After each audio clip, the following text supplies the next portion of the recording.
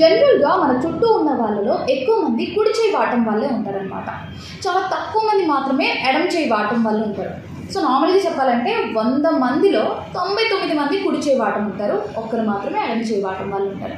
అయితే ఇక్కడ కుడి చేయి అండ్ ఎడమ చేయి వాడటం వెనుక ఒక సైన్స్ ఉంది అన్న విషయం మీకు తెలుసా? సో ఈరోజు ఆ విషయాలు ఈ వీడియోలో తెలుసుకుందాం. సో ప్రపంచంలో 90% మంది కుడి చేయి వాటం కలిగిన వాళ్ళే ఉన్నారనమాట. అయితే ఈ కుడి చేయి వాటం కలిగి ఉండటానికి తమ యొక్క పూర్వీకుల నడక నేర్చుకున్న విధానం కారణం అన్న విషయం మీకు తెలుసా? సో ఈ విషయాన్ని నేను చెప్పట్లేదు, స్వయాన ఆక్స్ఫర్డ్ శాస్త్రవేత్తలే చెప్తూ ఉన్నారనమాట. సో రీసెంట్గా వాళ్ళు కొన్ని పరిశోధనలు అయితే చేశారు. సో ఆ పరిశోధనలో ఈ విషయాలు తేలాయన్నమాట. సో ఒక మనిషి 2 కాళ్ళ మీద నడిచేటప్పుడు బాడీ బ్యాలెన్స్ అవ్వడానికి 2 చేతుల మూమెంట్ అవసరమైందనమాట. అయితే ఇక్కడ శరీరంలో ఉన్న కుడి చేతికి ఎడమ వైపు ఉన్న మెదడు నియంత్రించేదంట.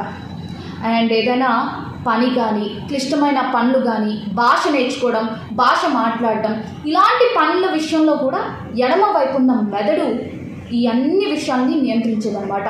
సో ఈ విధంగా చాలామంది కుడి చేయిని వాడటం మొదలుపెట్టారు. సో దీని వెనుక ఉన్న సైన్స్ ఇదేనండి. సో ఈ వీడియో కనుక మీకు యూస్ఫుల్ అయితే ఒక లైక్ ఇచ్చేయండి.